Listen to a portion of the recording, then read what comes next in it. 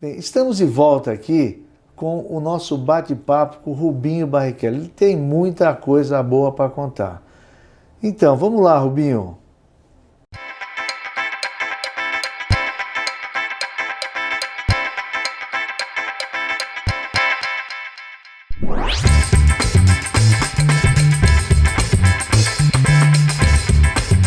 Coisa que eu acho que pesou um pouco, você vai me dizer se é fato ou não. Infelizmente, aquele fatídico 1º de maio, nós perdemos Ayrton Senna. O piloto Rubens Barrichello acompanhou de Londres a última corrida do amigo Ayrton Senna. Rubens Barrichello chegou em Londres às 9 horas da manhã. O piloto brasileiro parecia triste por ter ficado fora da corrida na Itália, mas estava conformado. Sabia que com o braço machucado não aguentaria o tranco de uma corrida. Do aeroporto de Heathrow, foi direto para casa. Esta é a casa de Rubens Barrichello, em Cambridge, que fica a mais ou menos 150 quilômetros de Londres. O piloto brasileiro veio descansar, se recuperar do acidente na Itália, mas não conseguiu se desligar da corrida de Imola. Bem instalado em casa e relaxado, Rubens Barrichello viu a corrida pela televisão. Ficou chocado com o acidente do ídolo e do amigo. Horas depois, Rubens Barrichello recebeu a notícia da morte de Ayrton Senna pelo telefone. Fico triste de não poder estar lá, de retribuir aquilo que ele me deu no dia de sexta-feira, quando foi a única pessoa que entrou no ambulatório para me dar alguma força. Era a única pessoa que podia, porque ninguém podia entrar e ele conseguiu entrar. E me deu alguma força antes de eu pegar o helicóptero. Eu já estava com a boca muito sangrando e continuo ainda com ela um pouco ainda machucada. E eu fico triste de não poder retribuir. E mais triste ainda de saber que uma pessoa que eu não vou poder mais pegar conselho, não poder mais nada, não poder mais nada. E o país meio que jogou nas suas costas a substituição do Ayrton Senna pelo Rubinho Barrichello. Isso é o que a gente sentia, isso é o que as pessoas esperavam. E como você acabou de falar, cada um é cada um. Quanto isso pesou para você? Como é que era o teu relacionamento com o Ayrton? Ele havia ido te visitar, inclusive, porque infelizmente eu lhe conheci numa situação dessa, porque você teve uma fratura. Conta um pouco dessa história, como foi aquele último mês, o dia de abril, 38 de maio? Eu tive a extrema alegria, por um ponto de vista, porque a corrida anterior a Imola foi em Aida, no Japão. Para quem não conhece a Aida, é o seguinte: você vai até o Japão, aí você pega um trem-bala para a direita, anda 3 horas, depois você pega outro metrô, anda mais 5 horas. Nossa. É tipo assim, fim do mundo, 5 quilômetros, está escrito assim. Só não vire mais que... Então, é um lugar longe para dedéu. E a gente passava um tempo antes, e eu adorava quando ia para o Japão para ir na Disneyland de Tóquio. E eu abro a porta do meu quarto, estou saindo assim, o quarto da frente está abrindo a porta coincidentemente, tal. Quando eu olho, era o Ayrton. E estava eu, o Geraldo Rodrigues, que trabalhava comigo na época, e naquele momento eles falaram: onde você está indo? Você está indo? E ele estava se preparando para ir correr. A gente está indo na Disney, posso ir com vocês? Então, o Ayrton Senna perguntando se poderia ir com a gente. E aí foi uma das tardes mais divertidas. Você tinha uma diferença de idade de quanto, mais ou menos? O Ayrton, ele tinha 34, quando eu tinha 21, uns 12 anos, né? Mais ou menos. Quer dizer, ele era seu ídolo. Ah, com certeza. Super ídolo. Pela pessoa e por todos os feitos de corrida e tal, quando... Nunca teve essa rivalidade que muitas vezes... E por incrível que pareça, a primeira vez que eu me lembro como menininho indo para o kartódromo, sento na arquibancada e vejo uma corrida do Ayrton com um capacete que não era ainda amarelo, verde com amarelo, e azul. Ele era branco, azul escuro com umas faixas verdes. A faixa era similar. Tanto é que eu ganhei do Cid Mosca, porque eu contei essa história para ele. Ele fez uma réplica. É o rei dos capacetes, né? O Alan, o filho dele, hoje o Cid infelizmente já falecido, mas o Alan me deu a réplica do capacete que eu estou falando, que é o começo de tudo do Ayrton. Então, olha. A minha relação com o Ayrton era assim: você vai falar, bom, então você ligava toda hora? Eu falava, não, porque tinha o respeito e também o ídolo num canto e você fazendo tudo. Mas Na minha primeira corrida em Kyalami, na África do Sul, ele veio até meu box, ele falou, olha, aqui essa curva, fica de olho, tal, não sei o que, seja bem-vindo. Então era... E esse em Tóquio foi assim, um momento maravilhoso. Infelizmente, 2 semanas depois teve tudo aquilo que aconteceu. Mas nós tínhamos uma química e uma coisa tão ligada que se tinha alguém que tinha que prosseguir com tudo aquilo que ele começou, realmente poderia ter que ser para mim. E até o meu acidente, eu começar com um acidente no fim de semana, onde a preocupação dele em relação à segurança de pista, ele foi te visitar, de carro, não foi? Foi. No hospital. O acidente teu foi no sábado no treino. No sexta. Na sexta no treino, ele foi te visitar e depois domingo dele. E aí, então, a gente tinha uma ligação muito forte, sem dúvida. Que bom escutar isso. Você já conhecia o Ayrton, não? Precisa ser apresentado a ele. Não, já conhecia já. Mas conhecia de nome ou pessoalmente? Pessoalmente, né? Sempre, porque eu sempre estive acompanhando a Fórmula 1, então já tinha conhecido pessoalmente. Você tá nervoso por quê?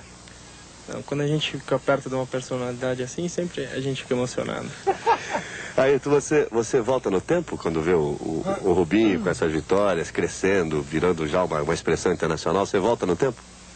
É lógico, na época de Fórmula Ford, Super Ford, a gente viajava e fazia tudo para correr e aprontava cada uma e olhando sempre como um sonho a Fórmula 1, né? Então, a gente viu esse ano, ele está vencendo aí corrida atrás de corrida e está sempre com aquele sonho grande de chegar a hora dele também, então, boa lembrança. Quer dizer, ele era meio fora da caixinha, né, Rubinho? Ele era. Eu vou te dizer uma experiência minha, pessoal, quando eu montei aqui há 20 anos, eu e o falecido Dr. Renato Lotufo, que você conheceu, fomos juntos para Indianápolis conhecer uma clínica de performance que você com certeza deve ter passado lá também.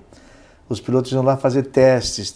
Hoje já é mais comum isso, mas naquela época, teste de agilidade, de reação, ação, reação.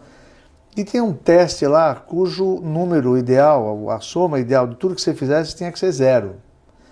E um dos médicos lá, hoje também falecido, me fez fazer o teste, fui mal, o Lotufo também foi pior que eu ainda. Aí ele puxou, abriu uma gaveta e puxou uma pasta assim, abriu a pasta e falou assim, olha, só uma pessoa por 2 vezes conseguiu atingir esse nível ideal. Aí ele abriu a pasta, Ayrton Senna da Silva. Quer dizer, aquilo deu um arrepio na hora e realmente você começa a enxergar que tem alguma coisa além nessas pessoas, né? E obviamente que ele mostrou isso e ninguém tinha que cobrar de você, porque o que você fez é uma coisa também maravilhosa, de chegar aonde chegou, de onde veio, eu acho que não tem conversa. Agora, em 2012 você começou estoque, e aí você pegou grande gosto, competiu, foi campeão. Como é que foi essa mudança? Deve ser uma coisa estranha. Você começou num kart, depois Fórmula 1, depois estoque. Como é que é essa adaptação? É uma adaptação. As pessoas podem ter a ideia de que quem correu de Fórmula 1 tem uma facilidade muito grande, porque o Stock Car é mais lento e tal, mas é muito diferente. Você parte já do princípio que eu não vejo as rodas. Quem corre de kart, quem corre de Fórmula, está sempre vendo os pneus, vendo a travagem de roda, essa coisa toda. E lá, eu não tinha, sabe, assim, quando ele fechou a primeira vez a porta, eu que nunca tive uma sensação de claustrofobia, eu falei, nossa senhora, abre essa porta que está calor. E até se acostumar com isso, até você ver que é um esporte de contato, não é que é contato tanto assim, mas na televisão você não enxerga tanto o quanto as portas se amassam quando um carro encosta no outro numa disputa mesmo. Então é muito acirrado, muito competitivo. Eu sempre sonhei com a Stock Car, então eu falei, um dia que eu parar de correr lá de Fórmula, o ano de 2012 inclusive eu corri de Fórmula Indy, isso, e aí no final do ano eu fui convidado para fazer as 3 últimas provas da Stock Car. E me apaixonei, e 2 anos depois rápido. Você foi campeão, né? Em 2014 eu fui campeão. E desde então eu venho batendo na trave. Eu fui segundo, fui quarto, fui terceiro, tem aí, mas eu estou sempre ali e é uma alegria muito grande poder continuar aos 46 anos de idade fazendo aquilo que eu mais amo fazer que é me dedicar ao esporte que eu escolhi. Então, e sentir isso, né? Você estava falando da agilidade, cada um tem uma coisa boa em relação àquilo que faz. Mas a hora que eu acelero e vejo aquela curva chegando, tal, vem um sorriso, vem adrenalina. É uma coisa tão... eu não consigo viver sem. Agora, eu acho que isso é genético, né, Rubinho? Porque eu não quero errar, mas talvez o que é uns 15... Quantos anos está o Dudu? 16. 16. Talvez há uns 13 anos atrás, ou 12 anos atrás, aqui, nesse mesmo lugar, a Silvana jurava de pé junto que os filhos dela jamais iam passar perto de uma pista. Ela jurou na nossa frente, hein? Na nossa frente, você estava junto. De jeito nenhum, não quero mais isso. E hoje nós temos o Dudu, o pequeno Dudu, que já virou um tremendo piloto de Fórmula. Quer dizer, na verdade, um tremendo de Fórmula, ele vai galgar os postos todos, com certeza, daqui para frente. Como é que foi essa adaptação? Porque eu entendo que para você é uma coisa tranquila, mas para ela como mãe, já tendo o marido viajando e sempre tenso, e eu sei como é que é isso, porque eu convivi um pouco com ela, como é que foi essa reação, essa adaptação? Como é que ela veio aceitar essa condição de deixar o Dudu correr? O Fernando corre? O Fernando corre de kart, mas esse é um cara bem resolvido. Ele já falou, papai, eu sei que você e o Dudu amam, eu gosto muito, mas eu queria ter a possibilidade de escolher as corridas que eu vou fazer. Então é um cara muito bem resolvido para a idade dele, que tem 12 anos. Se ele vai continuar ou não, assim, mas eu chego em casa agora, o Dudu está no simulador. Então você vê quem que gosta realmente, como é que é o gosto pela coisa. Então hoje eu passo tardes assim com o Dudu andando no simulador e de vez em quando o Fefe vem. Mas isso para mim está super bem resolvido. Só que para a Silvana não. E por que para a Silvana não? Porque ela tem a experiência também dos primos que tentaram muito, que gastaram tanto tempo e tal, e não sei o quê, e nem todos. O Felipe teve muito sucesso, foi para a Fórmula Indy, o Afonsinho conseguiu, mas o Zequinha também andou lá fora, mas ela sente a frustração de ter visto ali tal, aquela dificuldade. Mas eu falo para ela, todos os primos hoje mexem com alguma coisa de velocidade. Relacionada a isso. E são referência, né? E tiveram dessa dificuldade o expertise de se colocar para cima, porque um esportista sabe das condições do dormir cedo, do comer bem. Então, qualquer tipo de trabalho, o cara tem sucesso. Então, eu falei sempre isso para ela, mas foi por muito tempo. Tanto é que eu lembro do meu pai falando para minha mãe, por exemplo, avisa lá na escola que amanhã ele não vai, que amanhã tem treino. Mas ele tem prova, mas avisa lá que ele não vai. Eu nunca fiz isso com a Silvana, porque eu deixei bem claro que era 50-50. Vamos conduzir igual e depois vamos entender se é isso que ele quer, se ele não quer. Sinto que algumas vezes eu tenho que falar, olha, amanhã ele não vai. E já teve vezes que ela falou, não, amanhã ele precisa ir, tá. O cara perdeu o treino.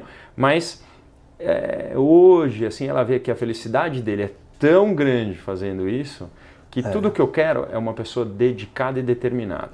Então, 3 meses atrás, eu avisei, falei, cara, melhor você ir para academia, esse negócio aqui vai machucar. A hora que você sentar no carro, se não estiver bem programado. Eu passei as férias inteiras, eu indo para a rua, indo para academia, e eu com 45 na época, e não sei o quê. E ele lá, dando a dormidinha dele, fazendo tal. Quando sentou a primeira vez no carro, eu só estava esperando. Deu 2 voltas e parou, por falta de preparo físico. Então, cara, você quer fazer? Eu não tenho problema. Eu vou na reunião, vou tentar arrumar patrocínio, vou até gastar do meu como tem sido, do nosso. Mas, se você não se dedicar, esquece, não tem o que fazer. Então, pelo menos isso vai mostrando porque você tem que, né, os laços você tem que ir colocando tudo junto. Não adianta achar que, eu tenho talento, vou chegar lá e vou fazer. Não tem como. Falando nisso, e bom, com relação a isso, eu fiquei muito feliz, porque eu conversei com a Silvana há poucos dias e senti dela já uma outra resposta a isso.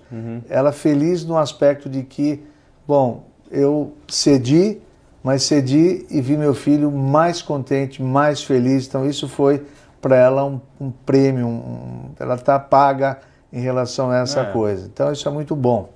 Bom, Rubinho, o nosso papo está ótimo, mas vamos fazer uma pausa para continuar no próximo programa.